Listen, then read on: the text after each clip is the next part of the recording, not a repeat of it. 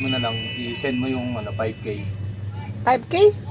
Saan? Pa Gcash? Awa. Tapos? Ito yung pangalan te saka number. Pa-process na lang te. Process.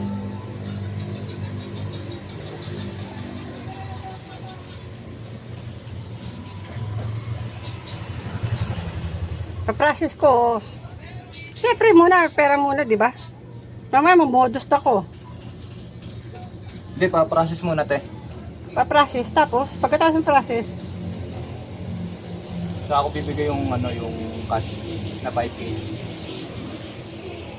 laki nito, kuya. 5K. Okay na sana kung 1,000 lang. Mabilis pag naipaprocess ko na eh. Hindi, paano na lang para Paano? Ano ka ba kuya? Modus ka ba o ano? Hindi, i-send mo na lang yung Gcash. Para bibigay ko yung payment. Oo nga, i-Gcash ko na nga ngayon. Ito na nga eh. Ang kaso nga lang, kailangan ko kakash muna. Cash muna, di ba? Babayaran ko muna. Oo. Wait lang te. Mamaya, sa kami nga modus eh. Budol-budol na ako ng isang araw. Ay, hindi po. Wait lang te.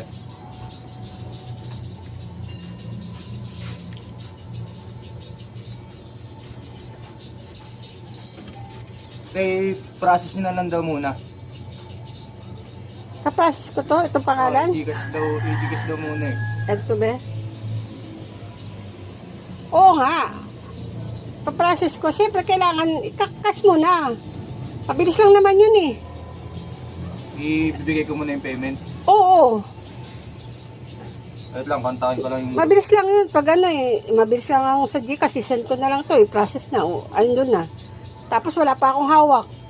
Wait lang po. Mahirap yan. Ang aga-aga. Ang aga mabudol tayo ah.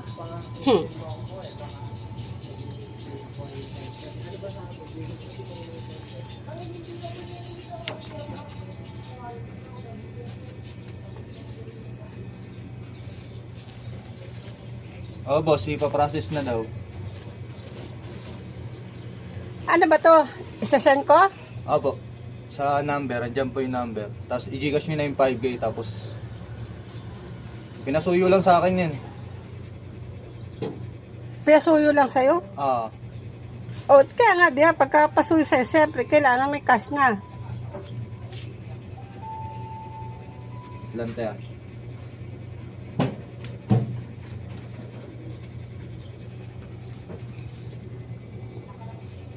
First time ko pa naman pa-Gcash ngayon. Aga-aga.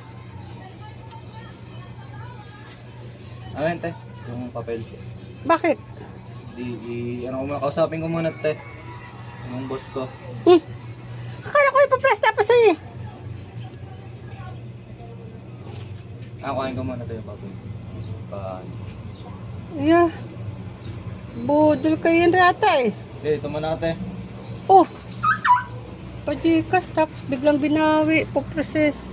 Bilis na prog. Timawa itong budol yata yun eh.